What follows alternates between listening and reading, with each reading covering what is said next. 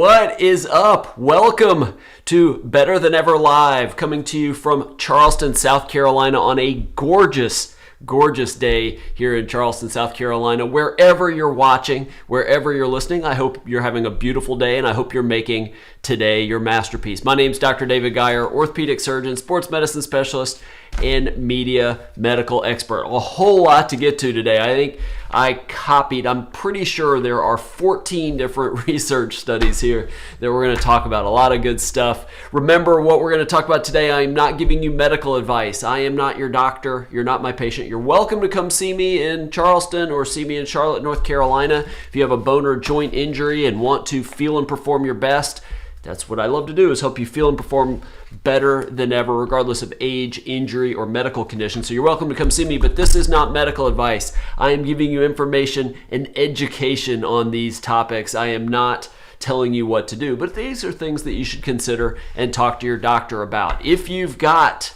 some comments, I'd love to hear from you, so definitely comment like Robert does. Definitely say hi, tell us where you're from. But if you have thoughts on what we're going to talk about today, definitely share those. And like I said the last couple of weeks, very soon, I haven't picked an exact date. I think I have, but I don't want to commit to it on video just yet. But I am restarting the Ask Dr. Geier live videos as well. So one of those, I suspect you'll get one of those within the next, let's just say 10 days or so. Just have to work it out with my schedule. But a lot of good stuff to get to today. Let's start talking about exercise and what's the best type of exercise for you. Here's the thing that I tell people, first of all, when it comes to should I do aerobic cardiovascular exercise like running or biking or that type of thing? Should I do resistance training like lifting weights and all of that? And my first question is, what is your goal? Is it to live longer? Is it to lose weight? Is it to get bigger and stronger? Is it just to function better? There's a lot of factors that go into that. Well, there's a new study in the Journal of Applied Physiology looking at cardiovascular endurance type exercise compared to weightlifting, resistance exercise, specifically looking at longevity, living longer, feeling better. And they concluded endurance exercise is better for that. And here's why. We haven't talked too much about this, but inside each of our cells is what's called mitochondria. These are organelles that are involved in creating energy. They create ATP, which then your muscles use for energy and to do their functions and everything like that. They're the powerhouse of our cells. And the longevity theory of aging goes partly that as our mitochondria become less functional, we create less energy, the cells aren't as effective, we slowly die. Mitochondria are involved in our overall metabolic health, and with exercise, we increase our mitochondrial activity. So the thought is, what they found in this study, the reason all this matters is that compared to lifting weights, endurance exercise increases more mitochondrial peptides, good for the mitochondria, good for energy production, good for your overall health. Plus, it's good for lowering your risk of heart disease, diabetes, and stroke, that resistance training doesn't do as well. Now, my only thought about that, I'll just say, I don't know that it's an either or. It's not an if or this or that. It's more of a this and that. I would argue both are important, especially as you get older. I think there's really, really good reasons to do resistance training, body weight exercises, actual weightlifting exercises a couple times a week, because for older people, it increases bone density and just improves their overall function. Yes, there's so many benefits to cardiovascular exercise in terms of your heart and your vascular system and all of that. So I would argue you do both, but specifically looking at something that helps you live longer, endurance exercise might be a little bit better. All right. Interesting study out of USC with mice and the effects of fasting. What they did, I'll have to set this up. It was published in Nature Metabolism. They put mice into different groups. One group that had a healthy diet the whole time. One group that just had a really horrible high-fat diet the whole time. And then one group that had the horrible high-fat diet, but for 5 days in a row, they had a fasting-mimicking diet. And what that means is very small amounts of calories for each day that basically replicated extended fasting. This is very similar to some of the cleanses and these things. I don't want to give names, but there's certain fasts or cleanses that you can get from your doctor, or you can get them online, that are 300-400 calories a day, and essentially that's like fasting. Well, what they found is that the mice who did the awful food and then 5 days of the fasting mimicking diet lived as long as the group that ate well the whole time. Now, that's not saying that you should just eat a bunch of garbage all the time and then just 5 days every month go on a fast or fasting mimicking diet. Now, that may be true, that that's beneficial, but we haven't studied it in humans, and specifically that. I would argue you're probably better off trying to eat generally healthy, but I feel that fasting, we're going to hear more and more in the coming years about fasting as a type of medicine. I love fasting in terms of my overall health. I've done a fast as long as, I think, 5.5 days, almost got to almost right at 6 days. I do lots of 3-day fasts, lots of 24, 36-hour fasts, something like that. In fact, I'm well over 24 hours right now, or just over 24 hours since I last ate, and it'll be tonight before I eat again, so that'll be 30-ish hours. I'm a big fan of fasting. In fact, I would do it more often, but it messes up my sleep, the longer ones, the 3-day, 5-day fasts. But I really believe we're going to find out more about this. This does not mean that, again, I'm not telling you go out and eat a bunch of McDonald's or pizzas and things like that, and then just 5 days a month do 300 calories a day for 5 days. Yes, that may be beneficial, but we don't know. But it does seem to be good from a longevity standpoint and reversing the effects of a bad diet.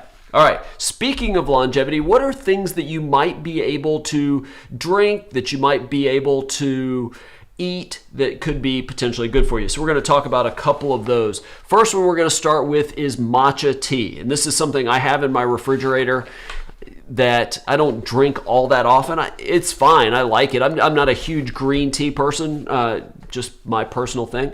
But and it's really, the one I have at least, is really, really expensive. But matcha tea is good. Basically, it's the tea, but the tea leaves are in there and usually ground up into a powder.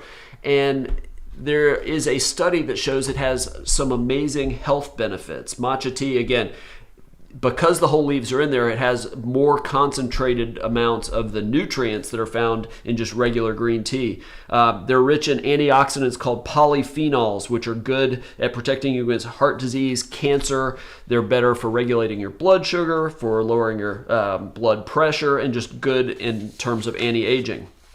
Here's the thing too with matcha tea, is that it's rich in what is called EGCG, which let me see if I can get this right, epigallocatechins. I'm almost positive that's right. The reason I know this, so it's thought to be anti-cancer, slower halting cancer cell progression, also good for your metabolism. But from an orthopedic standpoint, bone and joint standpoint, there's some new data that shows that EGCGs are extremely helpful at blocking the degradative enzymes that can break down cartilage, articular cartilage, in your joints, namely arthritis. And so that is something I am actually about to start. I don't feel like you could drink enough green tea on a daily basis to make a huge difference. So there are supplements that are green tea supplements high in EGCGs, something to think about at least if you're dealing with arthritis. But matcha tea also has L-theanine, which can be really helpful at negating some of the effects of caffeine. So if you have a cup of coffee late in the afternoon, some people recommend you take an L-theanine supplement to sort of knock out the effects of the caffeine. But matcha tea, good for lowering the risk of heart disease, lowering the risk of high blood pressure, lowering your risk of even potentially degenerative brain diseases like Alzheimer's disease. So if you're into tea, think about trying matcha tea. It may have some really good effects for your overall health, cancer, high blood pressure, cardiovascular disease, maybe your longevity. Another type of food you may want to think about. There's a study published in the BMJ just recently showing that nuts, seeds, and plant oils are associated or linked to a lower risk of death. So the question is, well, what is it about the nuts? What is it about the flax seeds? What is it about the, any of those, the oils, the sunflower seeds, all that kind of stuff? Well, there was these researchers, again, the study was in the BMJ if you want to check it out, They did what's called a meta-analysis. 41 different studies took place over 30 years, 120,000 people. And what they found with the seeds, the nuts, and the plant oils was that they were high in alpha-linoleic acid, which is linolenic acid, alpha-linolenic acid, ALA essentially. It's an omega-3 polyunsaturated fatty acid. It's found in soybeans, found in nuts, found in flaxseed.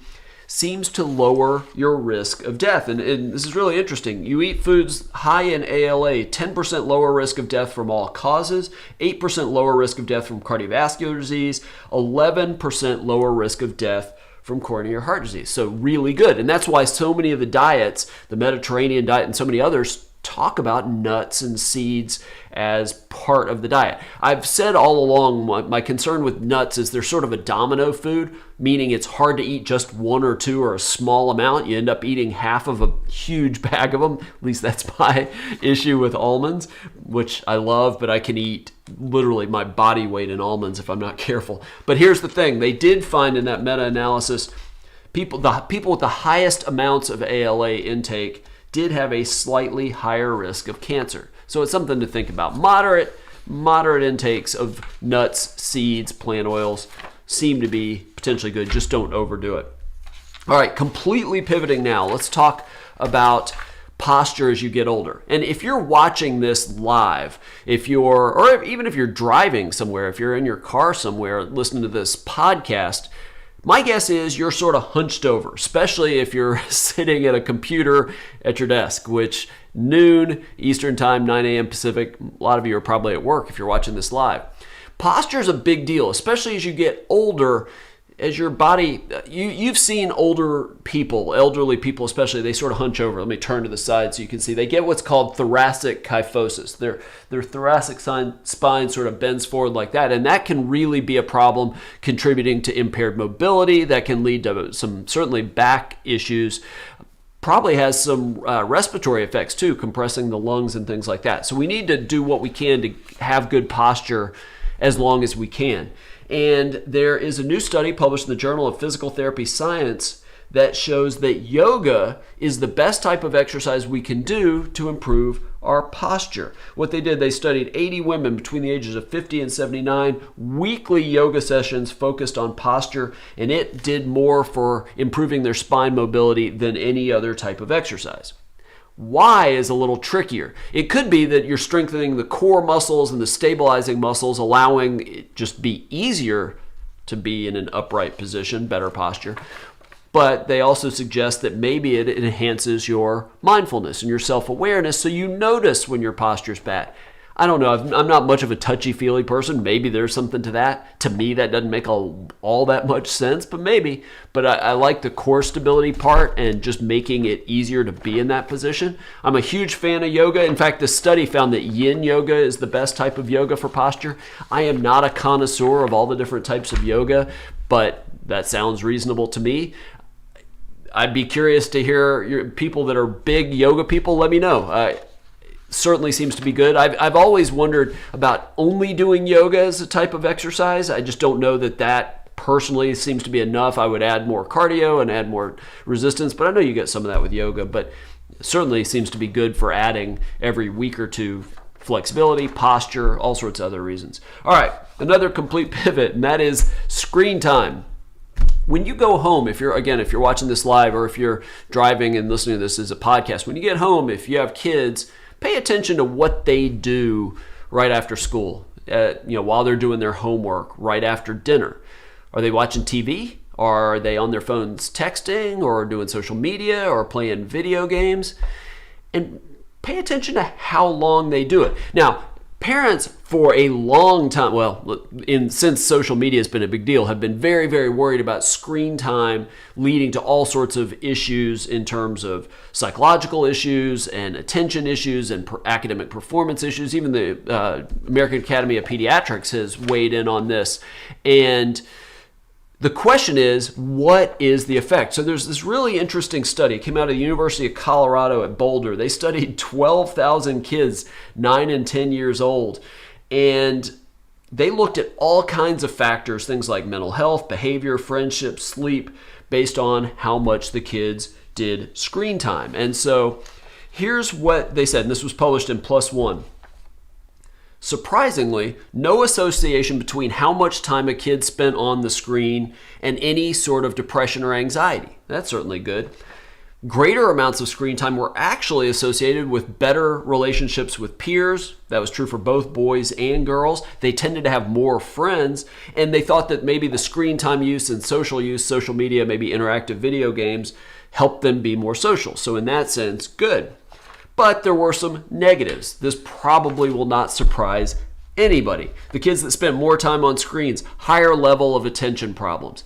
Anybody that's ever watched these kids on Instagram all the time or YouTube all the time, and that's all that Facebook whistleblower stuff and the effects of Instagram, that sounds like she's alleging that the social media companies, or at least Facebook in particular, knows that this is an issue. But you can't watch kids on just playing on their phones and not worry that there's going to be attention problems coming from that. But higher screen time also associated with worse sleep, worse academic performance, so worse performance in school, and increased aggression and misbehavior. Here's the thing, correlation is not causation. It's not to say that screen time is causing these things, it just may be related. But there's probably other factors, because what they found is that screen time and the amount of it, lots of it or little of it, only made up about 2% of the difference in the group. So it's part of the problem, it's just not all of it.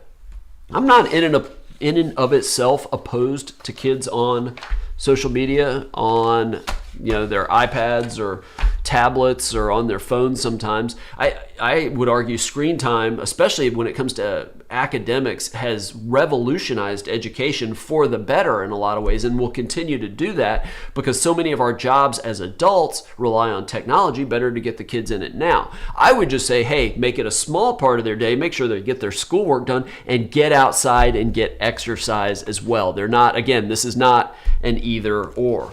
All right, I don't know if you have heard of a heart condition called atrial fibrillation, but it's worth talking about just briefly. This is sort of one of those things that gets attention in the sports world about every 4 to 6 months or so, where some famous athlete will undergo a heart surgery, a heart procedure, because of this condition, atrial fibrillation. And what it is basically the upper chambers of your heart that push the blood out to the rest of the body sort of flutter instead of contracting effectively, and it is efficient. Now, some people have no symptoms, but some people describe what they feel like is a panic attack, or a sense of chest tightness, or fluttering heartbeat, dizziness, things like that. Well, there have been some suggestions that fish oil may be related to atrial fibrillation, which is interesting because people generally take fish oil supplements or eat foods high in fish oil like salmon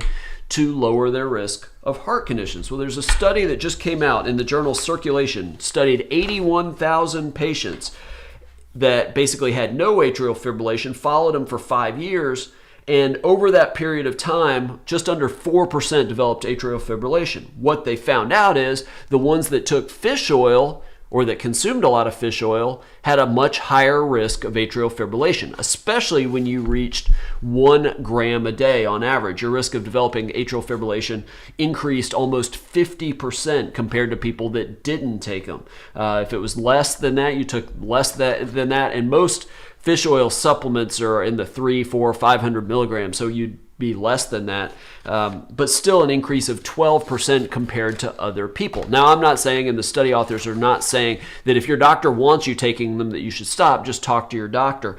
But there are some high-strength prescription-based omega-3 fatty acids you get basically at the drugstore that are used to lower triglycerides, which are thought to be implicated in heart attacks and stroke. So this is really interesting. American Heart Association says, hey, just 2 servings a week of a fatty fish like salmon or tuna should help as far as giving you enough omega-3 fatty acids. And again, there's a lot of benefits, especially when it comes to triglycerides, but that is at least a concern. I try to take my omega-3s. More often than not, I forget, because personally, and again, I always feel like with supplements, you need to try things, see what effects they have, maybe see what kind of time of day is best. For me, fish oil, the only time I really like taking it is right before I eat or right after I eat. If I take it in the morning, I just don't like it, or right before bed, I forget. So I just forget most of the time. I bet I only take it 3 times a week. But that is just something to think about and talk to your doctor about the risk of atrial fibrillation. There are ways to treat atrial fibrillation, and sometimes it can be completely asymptomatic, but it is linked to stroke especially, so it is something to think about.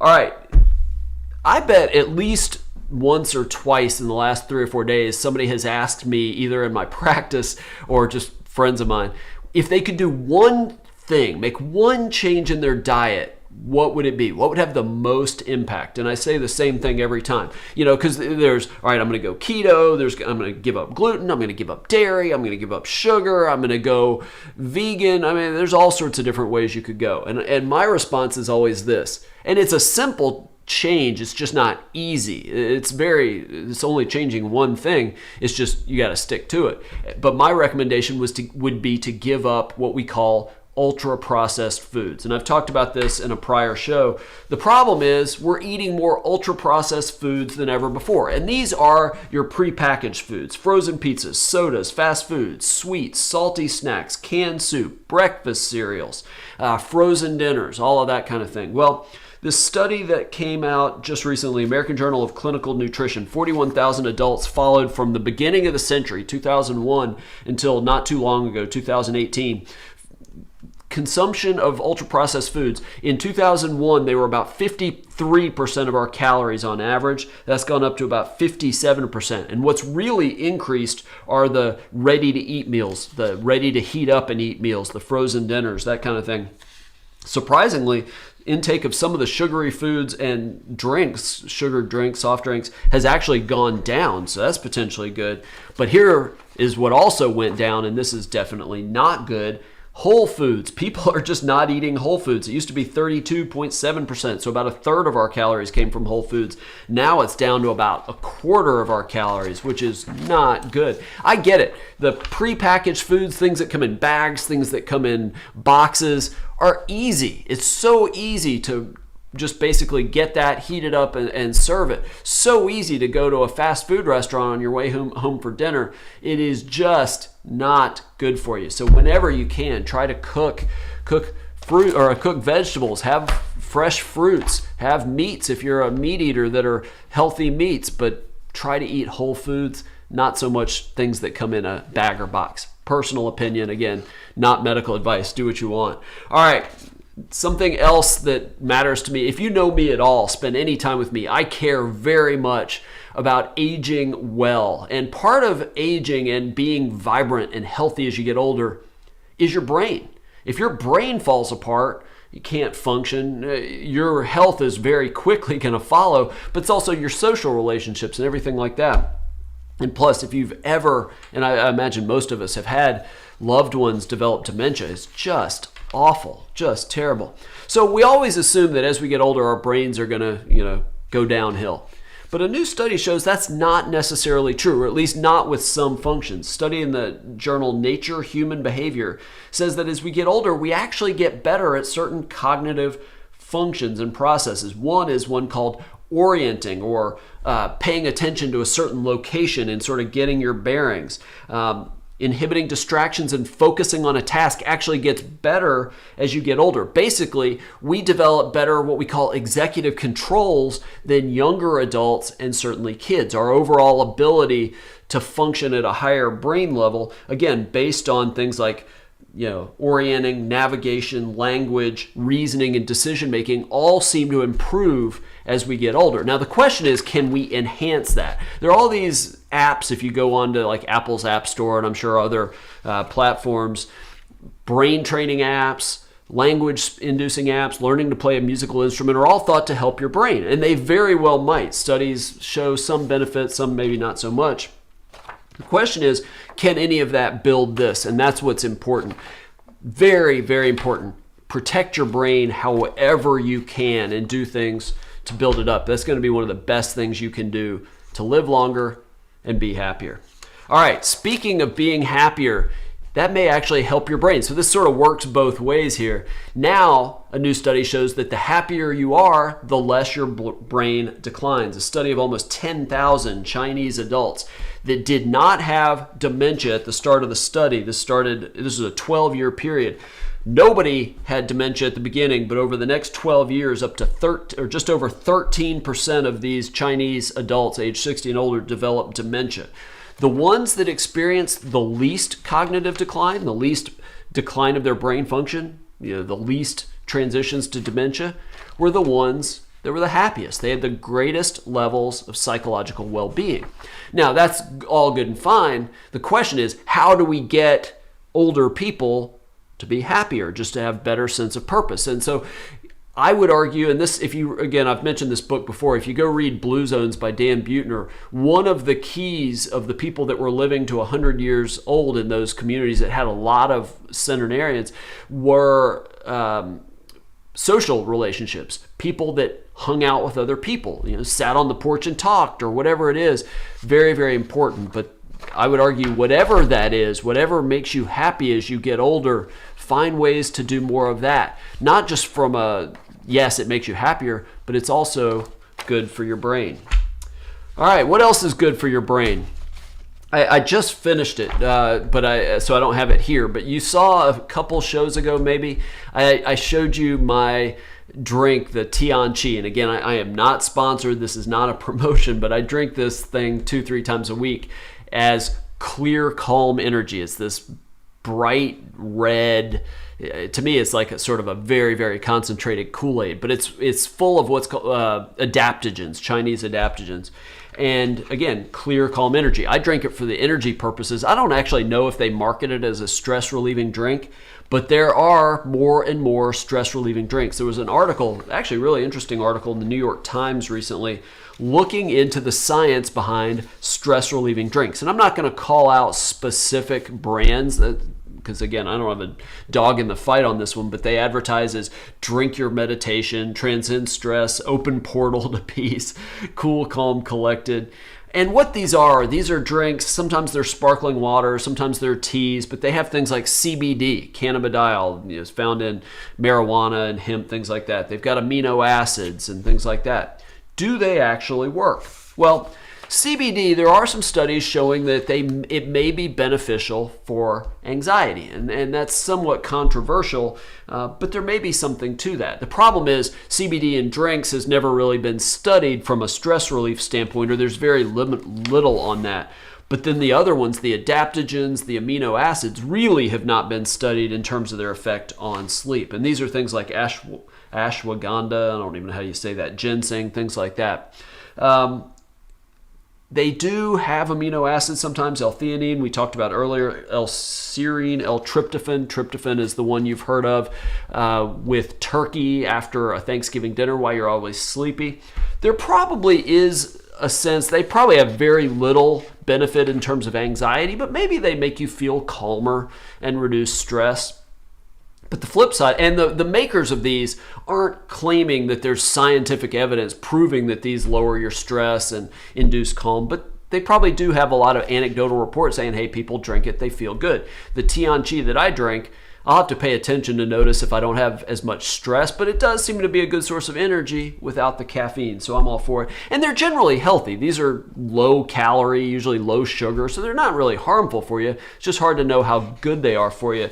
The New York Times suggests, and there's probably some truth to this, there may be a fair amount of placebo effect. Try it, see what happens for you. If you really like them, I doubt there's anything bad about it. But then if you're not noticing a benefit, because they're usually pretty expensive, I'm not sure I'd spend tons of money forever if you don't see a benefit. So I like the one I do more for energy again, especially mid-afternoon, late afternoon when I don't want to drink caffeine, but it's just for me. Speaking of another drink you could try related to feeling good is warm milk. And when I was a kid, I remember I had a teacher, I want to say second or third grade, that would talk about drinking warm milk to help you fall asleep. And I just remember thinking, that's disgusting. Like, who wants to have warm milk? Maybe cold milk.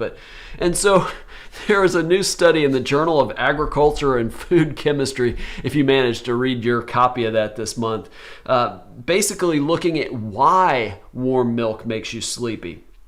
Some of it is that there's tryptophan in it, just like in the turkey makes you sleepy after Thanksgiving, your feast, there's tryptophan, but there's also milk peptides called casein tryptic hydrosylate that reduces stress and enhances sleep. And this is something we're going to hear about more and more. I'll talk about it off and on this show. Peptides are coming. They're already around, but more and more doctors over the next 5 years are going to learn about the benefits of peptides. There's so many benefits for so many things in terms of weight loss and mimicking exercise and hair growth and lowering stress. And in my world, helping bone and joint and tendon and ligament injuries heal, but there are also peptides that are good to help you sleep. And peptides are short chains of amino acids. Our body makes them on a normal basis. I think there's been more than 7,000 identified in our bodies. Now we have the ability to basically synthesize these and make them in a lab and put them in a pill form or an injectable form that you basically restore those peptides and get whatever the benefits are. And that's why you're going to hear more and more about some of those that are good for sleep, like deep sleep inducing peptides and a variety of others. But just all I'm asking, one, if you have trouble with insomnia, maybe think about warm milk if you eat dairy, consume dairy, but also just keep peptides in the back of your mind. You're going to hear more and more about it in the coming months. We talk about it a lot, my patients and I, whether that is an option. Speaking of sleep and sleep problems, I have awful sleep. I fall asleep fine, but one of the issues I have is that between 1 o'clock, 1:30, 2:30, somewhere in that window, very often I wake up. Now, sometimes I get back to sleep, sometimes I don't. The question is, why does that happen? Well, there's a new study, it was in Science Alert, that they tried to explain why this tends to happen. Now, they say it's at 3 a.m. because apparently for most people it's 3 a.m. Maybe because I get up earlier, I shift my wake time earlier, so mine is a little earlier, but they say that it's pretty normal. Now, what actually wakes you up is usually your mind racing for some reason. Good thoughts, bad thoughts, doesn't really matter, but your brain starts focusing on something. But there's a reason why, because that happens a lot throughout the night. Why early in the morning, the 3-ish a.m.? So what happens, according to this study, is that normally with your circadian rhythms and your neurobiology, your body temperature starts to increase about this time of day. Your sleep gets lighter that time of day, and your cortisol levels, which is a stress hormone, starts to rise because it's basically getting your body ready to kind of get going throughout the day.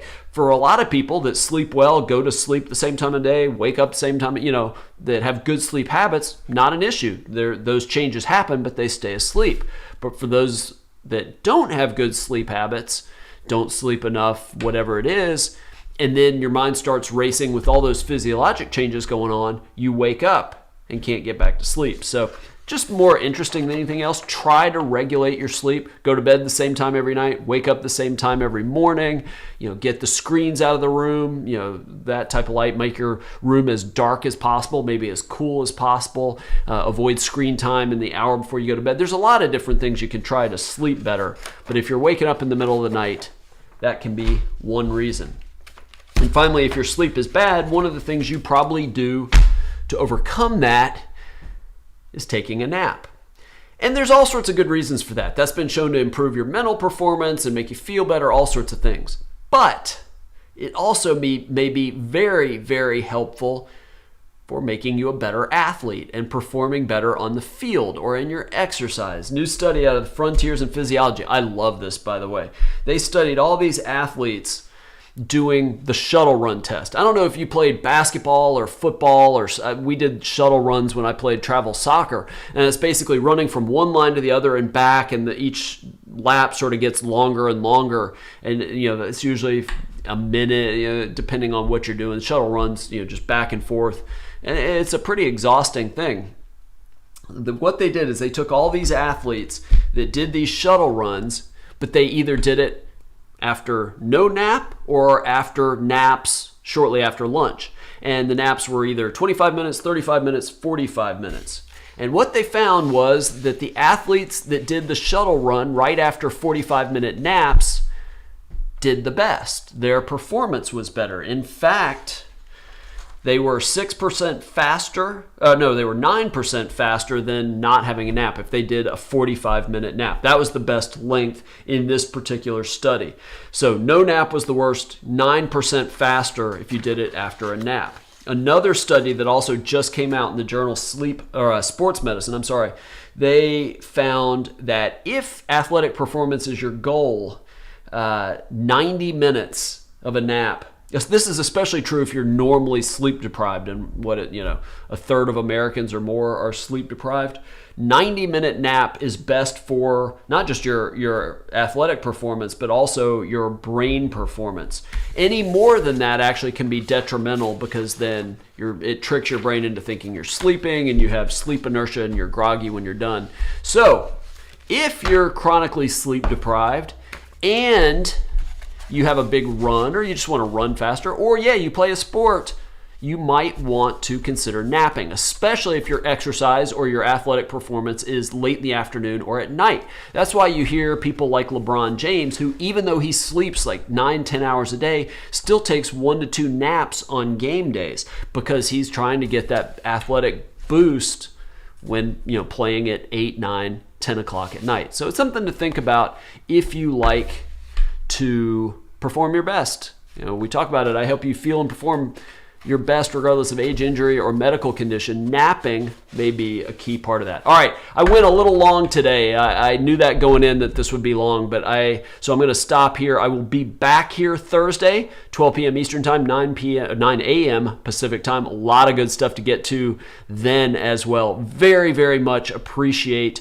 you joining us. Remember, subscribe to the podcast, Better Than Ever Live, wherever you get your podcasts, and follow me on YouTube, youtube.com/Dr. David Geier. Ring the bell for notifications, so when you're on YouTube, you get a notification, and you get an email, actually.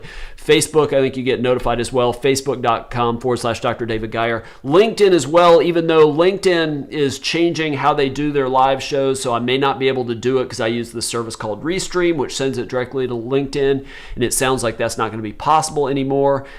Doesn't bother me all that much, quite honestly, but we'll see.